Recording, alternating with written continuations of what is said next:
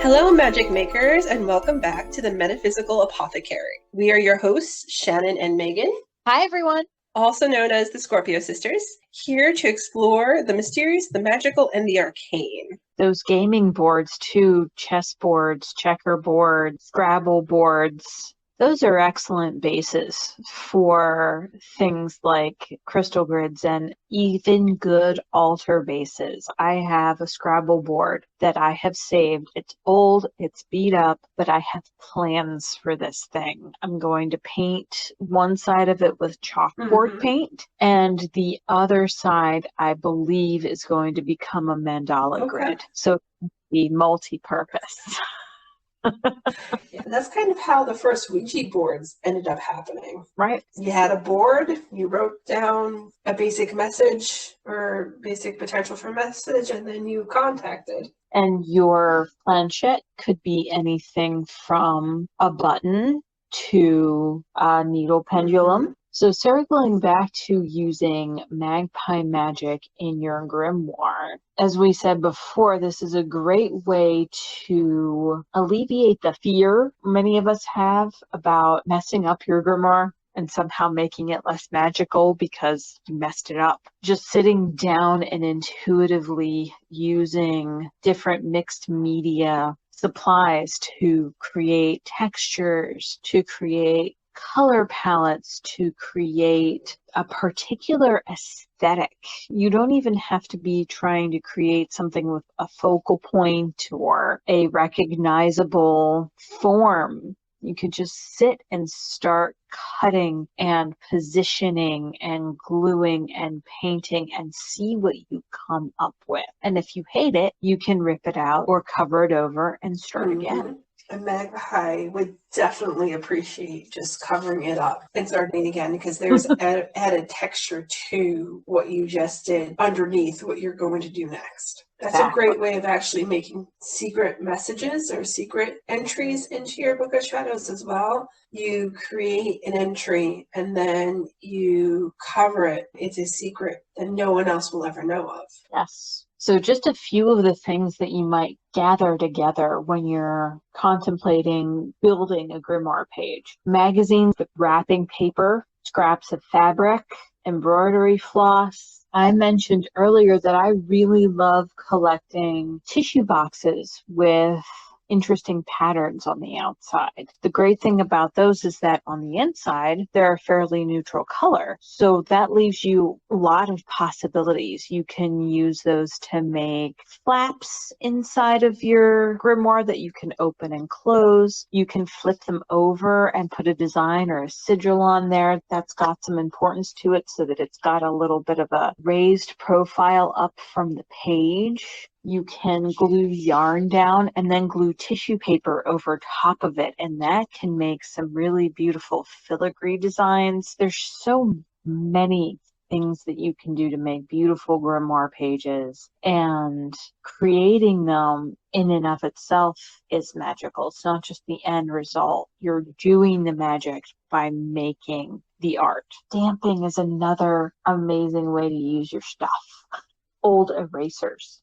Cutting erasers into different shapes, gluing them onto bottle caps or gluing them onto jar lids and stamping paint or ink, taking the cardboard tubes and pinching them into different shapes, stars or hearts or diamonds or whatever meets your fancy, and dipping those into paint or ink and using them to make outlines in your grimoire. There's a particular author that I enjoy, Christine Fian, and they had a ritual or spell for confidence building and making yourself or feeling more magical and beautiful because of that confidence that was building. And it required red panties. So it's called the red panties spell. And the more women that you have in it, the more fun it's supposed to be. And in honor of that, because it was such a fun ritual in and of itself, I ended up doing an entry where I found Barbie clothes of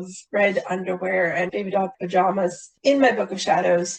It's all red. It's all done in shades of red. But a lot of my Book of Powers pieces have a lot to do with mixed media and my Magpie material in general. If anyone would ever actually just turn the pages of one of my books, they will end up finding mixed media magpie images all over the place. Absolutely. I had used salt to anoint the pages and painted over it so that way the one page has paint on it, but there's salt glued down to the page itself. So there's raised bumps. That's just another way that Magpie Magick can kind of help break us out of our shell a little bit, because we have all these bits and bats and just have to trust our intuition. We don't necessarily always have plans for these things, but we look at them and then we go, this is a really good piece of fabric, or I love this greeting card pattern on the front of this card. I'm definitely keeping the front of this card. That happens a lot with scrapbooking too. You don't think you have a Book of Power, or you don't know how to do it, but you happen to be a scrapbooker. I would re-examine what you're scrapbooking, because that very well may be a type of Book of Power. Accidental magic is huge in Magpie practice. One of the ways that I've been using Magpie Magick over the last several months is to create a spirit doll for myself. So I've mentioned on this channel a couple of times that I came out of a very toxic working situation, and healing from that has been an interesting experience. So one of the tools that I've been creating to help me do that is a spirit doll. It's a form of puppet magic. Her purpose will be for me to use her as an effigy of myself, and how I treat the doll as how I'm treating myself. And I can use her to create crystal grids around, to put pins into for healing, things of that nature. Kellyanne Maddox actually has a really wonderful video about using puppets. The spirit doll that I'm creating, I have cobbled her together out of things exclusively that existed in my home before. So her body is made from fabric of several shirts that I had saved. I still liked the fabric, but didn't wear anymore. She's got beads on her from a jewelry making project that I abandoned. There's a couple of amulets on her body that are broken earrings, single earrings, like Shannon was talking about earlier, that I collected. So it can be a really interesting way to create magic that's super, super personal to you as well. Another way that I definitely enjoy magpieing around is collecting and keeping keepsakes from my childhood, including stuffed animals, bean babies, and dolls that I've had, some of them for 34 years, and they've become guardians of my space. I've used them to hold down the corners, to allow for the chi to move around them, whether it's in design purposes or they're holding down sacred space for me. They're holding space most of the time, these guardians. Sometimes they're protective pieces that I've put into play. Other times they're protective but also comforting. I do definitely use childhood keepsake mementos in my magpieing as well as in my magic, because of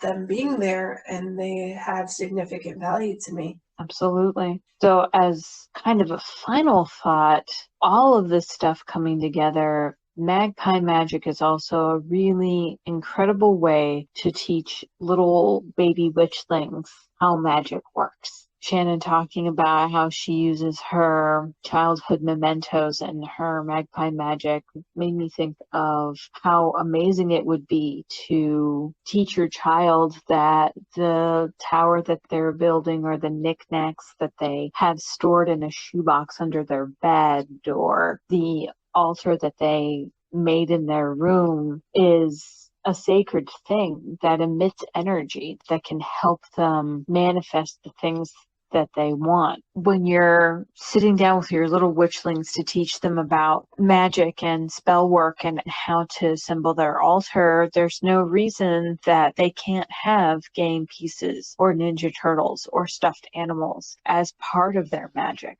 It's magical to them. It's sacred because we say it is. Mm. So we hope once again that this discussion has inspired you to add a little bit of Magpie Magick into your own craft. If you already have some in your practice or are planning to add some, you reach out to us on social media or here on the platform that you're using to listen to the podcast. We're very interested in any ideas that you have. Thank you so much for joining us today, folks, and we cannot wait to gather back together with you again in a couple of weeks for a discussion about holographic universe. Until then, have a wonderful existence and blessed be. That's all we have on our topic for today. Thank you so much for listening in, and we hope you'll join us again soon. In the meantime, you can follow us on Instagram and Facebook for more witchy wisdom, both here and on our blog. And you can also check out our original art on Society 6 for sacred decor and more. Thanks again for joining us. Go make some magic and live your best life. Bye.